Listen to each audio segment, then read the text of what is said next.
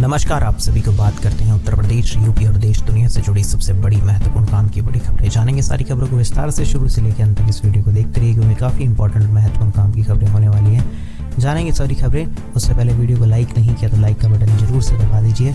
चलिए बात करेंगे सबसे पहले बड़ी इंपॉर्टेंट खबर की तरफ। जी हाँ, सबसे पहली बड़ी खबर अभी निकल कर आ रही है। वो खबर है हमारे उत्तर प्रदेश यूपी के वेदर के बारे में। जी हाँ, वेदर न्यूज़ के बारे में बात करते हैं।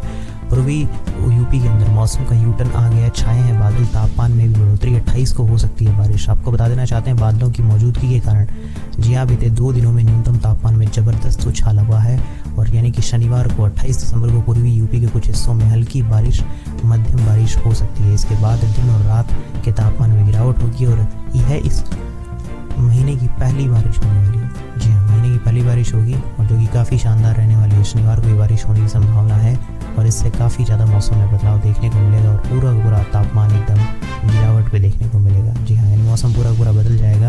अब आने वाले समय में इसमें कोई और अपडेट आएगा तो वो मैं आपको मेरे चैनल के माध्यम से बता दूंगा। चैनल को सब्सक्राइब करके रखिए।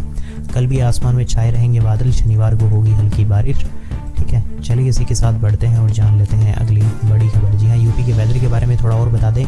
यूपी में बारिश से ठंड ने पकड़ लिया रफ्तार। 27 दिसंबर को फिर से बदलेगा मौसम। जैसा मैंने आपको बताया 28 को भी बदलाव देखने को मिलेगा, वहीं 27 को इसके तेवर दिखने स्टार्ट हो जाएंगे मौसम के। जी हाँ, 48 घंटे में इसकी जो अभी बात की जाए मौसम में गिरावट दर्ज की जाएगी, उसमें ठंड बढ़ जाएगी। 27 दिसंबर को फिर से मौसम करवट लेने वाला है। बाकी और कोई अपडेट आएगा मौसम के बारे में तो आपको बताऊंगा। तब तक के लिए चलते हैं और बढ़ते हैं, जानते हैं अगली बड़ी खबर। जी हाँ, मुस्लिमों के विरोध पर जिस किताब को राजीव गांधी सरकार ने किया था बैन, 36 साल बाद कैसे वापस आई। आपको बता दें 1988 के समय में किताब प्रकाशन के समय बाद ही मुश्किल में पड़ गई थी। जी हाँ, ईरानी नेता रुहुल्लाह खोमेनी ने एक फतवा जारी कर मुसलमानों से रसूदी और उसके प्रकाशकों की हत्या करने के लिए कहा गया था। जी हाँ, आपको बता दें ब्रिटिश भारतीय उपन्यासकार जी हाँ सलमान रसूदी की विवादास्पद पुस्तक द सेंटनिक वर्सेज जी हाँ राजीव गांधी द्वारा सरकार द्वारा प्रतिबंधित किए जाने के बाद 36 साल बाद खामोशी से भारत वापस आई, और पिछले कुछ दिनों से राष्ट्रीय राजधानी स्थित जी हाँ बाहरी सन्स बुक सेलर्स पर इस पुस्तक का सीमित स्टॉक बिक रहा है। और इस किताब की विषय वस्तु पर लेखक के विरुद्ध काफ़ी हंगामा होता और दुनिया भर के मुस्लिम संगठनों ने इसे ईशा निंदा वाला माना था। जी हाँ, बाकी इसके बारे में और कोई अपडेट चाहिए तो मुझे बताना। बुक की कीमत 1999 रुपये। ये पुस्तक केवल दिल्ली एनसीआर में बाहरी सन्स बुक स्टॉलर्स सेलर्स पर उपलब्ध है। बाकी की किताब के विक्रेता ने एक्स पर एक पोस्ट में कहा था कि सलमान रसूदी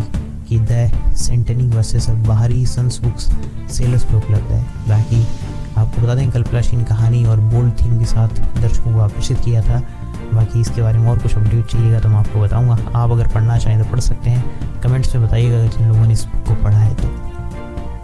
चलिए इसी के साथ बढ़ते हैं और जान लेते हैं अगली बड़ी खबर। मैं ट्रेडिशनल टूरिज्म को बढ़ावा देने वालों में नहीं हूँ, फडणवीस ने उद्धव पर क्या बोला, पलटकर हमला। आपको बता देना चाहते हैं फडणवीस ने परभणी में संविधान के कथित अपमान के बाद हुई हिंसा और भीड़ में मसरजोग गांव के सरपंच की हत्या की घटनाओं को गंभीर बताया। उन्होंने कहा कि उनके व्यस्त रहने के कारण डिप्टी सीएम अजीत पवार ने पीड़ित परिवारों से मुलाकात की है। जी हाँ, पोस्ट करके पढ़ना चाहो तो पढ़ सकते हो। बरबीन और बीडी जो घटनाएं उन पर गंभीरता से बात हुआ है। ऊर्जा और सिंचाई के क्षेत्र में बड़ा ऐलान हुआ है। गढ़चिरौली को स्टील सिटी बनाने का प्रोग्राम किया गया है। विपक्ष के आरोप पर भी दिया गया है जवाब। जी हाँ, चलिए इसी के साथ बढ़ते हैं और जान लेते हैं अगली बड़ी खबर। पक्षियों से टकराया ऑक्सीजन टैंक में धमाका, अजरबैजान प्लेन क्रैश की पूरी कहानी। अब तक 42 लोग मर चुके हैं। आपको बता देना चाहते हैं कहा जा रहा है कि विमान जब हवा में था तो पक्षियों के झुंड से टकरा गया और फिर उसके ऑक्सीजन टैंक में धमाका हुआ। क्रैश से पहले विमान ने इमरजेंसी लैंडिंग की परमिशन मांगी थी। जी हाँ, आपको बता देना चाहते हैं अजरबैजान एयरलाइंस का एक बड़ा विमान जी हाँ कजाकिस्तान में क्रैश हो गया। देश के आपात मंत्रालय ने कहा कि विमान में 70 लोग सवार थे। हादसे में कम से कम 30 लोगों के मारे जाने की आशंका, जबकि कई स्थानीय मीडिया रिपोर्ट्स में कहा गया मरने वालों की तादाद 42 पहुंच गई है। ऐसी जानकारी मिली कि विमान चालकों ने क्रैश से पहले कुछ देर पहले इमरजेंसी लैंडिंग की परमिशन मांगी थी और ये भी कहा जा रहा था कि विमान जब हवा में था तो पक्षियों के झुंड से टकराया और उसके बाद ऑक्सीजन टैंक में धमाका हो गया। फुटेज में देखा जा सकता है कि विमान लैंडिंग करते समय आग के गोले में बदल गया और विमान के पर अच्छे उड़ गए थे। जी हाँ, प्लेन क्रैश की पूरी कहानियाँ पोस्ट करके पढ़ना चाहो तो पढ़ सकते हो। विमान में कौन कौन सवार थे? विमान में अधिकतर जहाँ आपको बता दें अजरबैजान के नागरिक थे, लेकिन रूस, कजाकिस्तान और किर्गिस्तान के कुछ यात्री भी शामिल थे। जी हाँ, चलिए इसी के साथ बढ़ते हैं और जान लेते हैं अगली बड़ी खबर आपको बता देना चाहते हैं, यूपी में प्रदर्शन करने वाले बिजली कर्मियों पर एक्शन होगा शुरू, मछली शहर के एक्साइन सस्पेंड। आपको बता देना चाहते हैं, यूपी के अंदर राजस्व वसूली में खराब प्रदर्शन करने वाले कर्मचारियों पर पावर कॉर्पोरेशन का एक्शन शुरू हो गया है। जौनपुर जिले में तैनात एक्साइन मछली शहर राम स्नेही को निलंबित करने का आदेश भी जारी कर दिया गया है। जी हाँ, तो ज़्यादा लोग ऐसे कुछ कर रहे हैं, ठीक है, उन सबके खिलाफ एक्शन ले रही है सरकार, ठीक है। जहां प्रगति नहीं वहां जिम्मेदारी तय करते हुए होगी कार्रवाई, जहां पर विद्युत हानियां अधिक है वहां घर घर जांच करने के निर्देश दिए गए हैं, ठीक है। चलिए इसी के साथ बढ़ते हैं और जान लेते हैं अगली बड़ी खबर। आपको बता दें, योगी सरकार का बस यात्रियों को तोहफा, एसी जनरत सेवाओं का किराया 20% तक घटा। आपको बता देना चाहते हैं, सबसे बड़ी चीज़, योगी सरकार ने बस यात्रियों को तोहफा दे दिया है। अटल बिहारी वाजपेयी के 100वें जन्मदिवस पर यात्रियों को तोहफा देते हुए एसी बस सेवाओं का किराया 20% तक घटा दिया है, जो वाकई में बहुत ही शानदार चीज़ है। आपको बता दें, यूपी की योगी सरकार ने ऐसा चीज़ किया है जिससे काफ़ी अच्छा फ़ायदा मिल रहा है, जिसमें प्रधानमंत्री अटल बिहारी वाजपेयी के 100वें जन्मदिवस पर जी हाँ यात्रियों को तोहफा देते हुए 20% कम कर दिया गया है, जिसमें काफ़ी फ़ायदा देखने को मिलेगा, जो कि बहुत अच्छी बात है। महाकुंभ के लिए कानपुर से पहली बार ऑन स्पॉट बुक होंगी बसें, पहली बार स्लीपर और एसी बसें चलने वाली है, ठीक है। चलिए इसी के साथ बढ़ते हैं और जान लेते हैं अगली बड़ी खबर। आपको बता दें, यूपी बोर्ड में 10वीं और 12वीं की जो मार्कशीट है, जी हाँ, होने पर किया जा रहा है बड़ा बदलाव, फटेगी तो गलेगी नहीं, फोटो कॉपी किया तो। जी हाँ, आपको बता देना चाहते हैं, उत्तर प्रदेश माध्यमिक शिक्षा परिषद यूपी बोर्ड 10वीं 12वीं की मार्कशीट यानी अंक पत्र में बड़ा बदलाव करने जा रहा है। बोर्ड परीक्षा 2025 में शामिल परीक्षा में वैसी मार्कशीट दी जाएगी जो आसानी से नहीं फटेगी, पानी में डालने पर ये गलेगी भी नहीं। जी हाँ, जो कि बहुत शानदार हुई। और आपको बता दें, इसकी एक और ख़ास बात होगी, चाहे किसी भी प्रिंटर से इसकी फ़ोटो कॉपी की जाए, फ़ोटो प्रति पर फ़ोटो कॉपी लिखा जाए। सोचिए क्या शानदार काम किया गया है, मतलब चाहे कितनी भी इसकी फ़ोटो कॉपी कर लो, ऑटोमेटिकली फ़ोटो कॉपी लिखा जाएगा। सोच के देखिए क्या गजब काम किया गया, मतलब कोई भी इसमें कोई छेड़खानी नहीं कर सकता। जी हाँ, और आपको बता दें, मार्कशीट में कुछ सुरक्षा उपाय हैं, जिसमें मोनोग्राम लगाया गया है, वह धूप में ले जाने पर लाल रंग में दिखेगा और छाँव में ले जाने पर इसका रंग बदल जाएगा। अंक पत्र के साथ कोई छेड़छाड़ नहीं होगी, मतलब इसके अंदर कुछ ऐसा सिस्टम बनाया गया है। जी हाँ, जो मोनोग्राम होते हैं एक प्रकार से, जो कि मतलब किसी रोशनी में होते हैं, और जैसे आपको पता है जब भी कोई स्कैनर होता है तो उसके नीचे एक लाइट चलती है, तभी वो स्कैन कर पाता है। जैसे ही वो लाइट स्कैन करेगी तो ऑटोमेटिकली वो जो वर्ड होते हैं मोनोग्राम यानी जो फोटो कॉपी है वो ऑटोमेटिकली छपा हुआ आ जाएगा। जी हाँ, बाकी जब उसको ओरिजिनल देखेंगे तो उसमें कोई दिक्कत दिखेगी नहीं, ठीक है। तो वाकई में बहुत अच्छी चीज़ देखने को मिली है, पहली बार ऐसा कुछ देखने को मिला है। आप बताइएगा आपको कैसा लगा। चलिए इसी के साथ बढ़ते हैं और जान लेते हैं अगली बड़ी खबर। महाकुंभ 2025 में जी हाँ, आपको बता देना चाहते हैं, अफसरों के लिए प्लाईवुड से बन रहे 4 करोड़ के बंगले, मिलेंगी सभी सुविधाएं। आपको बता दें, प्रयागराज में महाकुंभ मेला क्षेत्र में इन दिनों संतों के संस्थाओं के साथ ही प्रशासनिक अफसरों के शिविरों का निर्माण तेजी से चल रहा है। बड़े बड़े साधु संतों के भव्य शिविर तो देखने को मिलेंगे, साथ ही अफसरों के अस्थायी बंगले भी आकर्षण का केंद्र बनने वाले हैं। जी हाँ, यहाँ पे करोड़ों तक के बंगले बनाए जा रहे हैं। सोचिए, वाकई में बहुत बड़ी चीज़ है। 4 करोड़ की लागत में तैयार की जा रही है होने वाली कॉलोनी सभी आधुनिक सुविधाओं से युक्त होने वाली है, क्योंकि बहुत ज़रूरी भी है। इसके अंदर आपको बता दें, प्लाईवुड के इस बंगले में छोटे छोटे कमरे हैं, टॉयलेट बाथरूम सोए की सुविधा होगी। बंगले में जिला अधिकारी का भी बंगला होगा, इसमें छोटे छोटे 4 कमरे, हॉल बनाया जा रहा है। डीएम के बंगले के सामने सीडीओ का बंगला बनाया जा रहा है। इन सभी बंगलों को ऐसे बनाया जा रहा है कि इसमें रहने वालों को ठंड का एहसास ही ना हो। जी हाँ, यह अस्थायी निर्माण देखकर ऐसा लगेगा माने ईंट और सीमेंट में बनाया गया। वाकई में इतना अच्छा काम किया जा रहा है, मानना पड़ेगा। कितना पैसा लगाया जा रहा है इस चीज़ के लिए भी, बहुत अच्छी बात है। चलिए इसी के साथ बढ़ते हैं और जान लेते हैं अगली बड़ी खबर। यूपी से निकलेगा अगला डी गुकेश। जी हाँ, इस जिले के स्कूलों में चल रही है शतरंज की फैक्ट्री। आपको बता दें, बिजनौर जिले के अंदर 2000 से अधिक जी हाँ बेसिक स्कूलों में शतरंज खेली जा रही है। पंचायत स्तर पर शतरंज के एक्सपर्ट तैनात किए गए हैं। वाकई में बहुत अच्छी चीज़ है। जैसे डी गुकेश ने इतनी छोटी सी उम्र के अंदर जैसे पूरे वर्ल्ड चैंपियन बन गया शतरंज का, वैसे हर कोई बन सकता है अगर उस लेवल पे कोशिश की जाए तो। जी हाँ, चेस चैंपियन।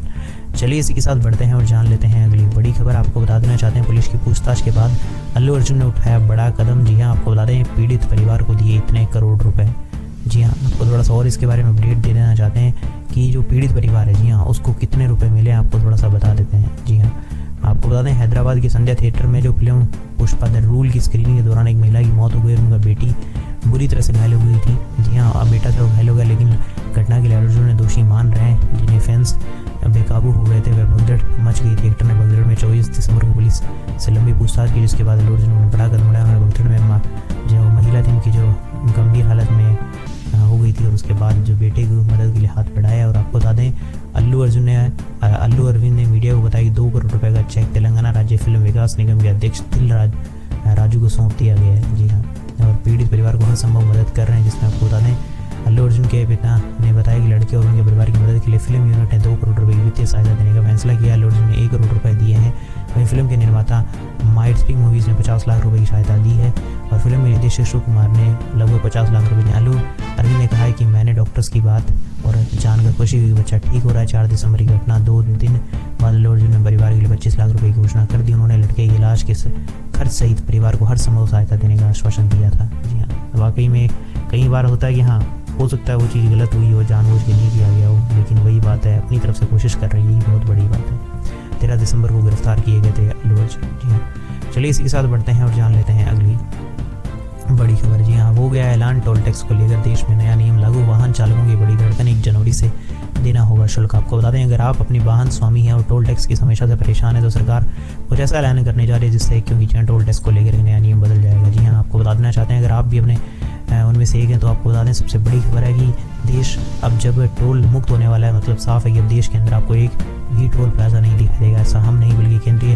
परिवहन मंत्री नितिन गडकरी कह रहे हैं। नितिन गडकरी ने कहा है कि सरकार देश को टोल फ्री बनाने की दिशा में तेजी से आगे बढ़ता जा रहा है। जी हाँ, क्या है टोल कनेक्शन का नया नियम, आपको बता देंगे। आने वाले समय में GPS based toll connection system बनेंगे, जिसमें नितिन गडकरी ने जानकारी देते हुए केंद्र सरकार ने जीपीएस बेस्ड टोल कलेक्शन जो सिस्टम है वो काम शुरू कर दिया। नए टोल कलेक्शन सिस्टम के तहत दूरी माप का टोल की राशि सीधे वाहन के बैंक अकाउंट से कट जाएगी और इसका फायदा यह होगा कि वाहन चालक को टोल प्लाजा पर रोकने की जरूरत नहीं होगी, जिसके कारण काफ़ी समय बच जाएगा। सरकार ने दे दिया बड़ा आदेश।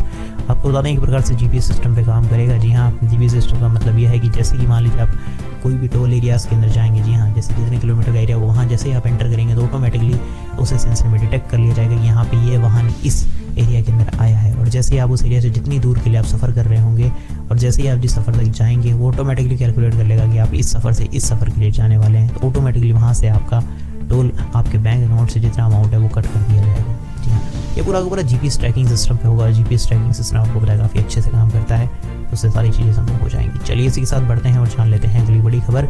संभल की ऐतिहासिक बावड़ी के रहस्यों की जांच में जुटा है राज्य पुरातत्व विभाग। 5वें दिन भी खुदाई जारी है। आपको बता देना चाहते हैं संभल के मोहल्ला लक्ष्मणगंज में स्थित ऐतिहासिक बावड़ी के रहस्यों को उजागर करने के लिए राज्य पुरातत्व विभाग की 2 सदस्यीय टीम ने बुधवार को गहन जांच की। डीएम के निर्देश पर पिछले 5 दिनों से बावड़ी की खुदाई का काम लगातार जारी चल रहा है। चलिए इसी के साथ बढ़ते हैं और जान लेते हैं अगली बड़ी खबर। आपको बता दें गोवा समुद्री तट के पास अरब सागर में टूरिस्ट बोट पलटी, 1 की मौत, 22 को बचाया गया। जी हाँ, आपको बता दें गोवा के अंदर समुद्री तट के पास अरब सागर में एक व्यक्ति टूरिस्ट बोट पलट गई। इस हादसे में एक व्यक्ति की मौत हो गई जबकि 20 को रेस्क्यू कर लिया गया है। अब नाव में बच्चों के अलावा महिलाएं भी सवार थी। चलिए इसके साथ बढ़ते हैं और जान लेते हैं अगली बड़ी खबर। आपको बता देना चाहते हैं हरियाणा पंजाब से लेकर यूपी एमपी तक गिरेंगे ओले, बिहार में घने कोहरे का अलर्ट। जाने मौसम का ताज़ा हाल क्या है। आपको बता दें आईएमडी ने 25 दिसंबर को हिमाचल प्रदेश के कुछ हिस्सों में तीव्र ठंडी लहर की चेतावनी दी और 26 जनवरी को भी अलग अलग स्थानों पर स्थिति बन सकती है। जी हाँ, हरियाणा पंजाब जम्मू कश्मीर और चंडीगढ़ में 25 दिसंबर को इसी प्रकार मौसम की स्थिति बनने रहने की संभावना बताई जा रही है। जी हाँ, थोड़ा सा मौसम बिगड़ा हुआ रहेगा। बाकी ये थी उत्तर प्रदेश यूपी और देश दुनिया से जुड़ी सबसे बड़ी काम की महत्वपूर्ण बड़ी खबरें। कैसे लगी आपको सारी खबरें मुझे कमेंट्स में बताइएगा। वीडियो अच्छा लगा तो वीडियो को लाइक कर दीजिए, चैनल को सब्सक्राइब नहीं करता तो सब्सक्राइब करके घंटे के निशान को दबाना मत भूलिएगा। मैं मिलूंगा ऐसी अच्छी और वीडियो के साथ, तब तक के लिए जय श्री राम, जय हिंद, वंदे मातरम।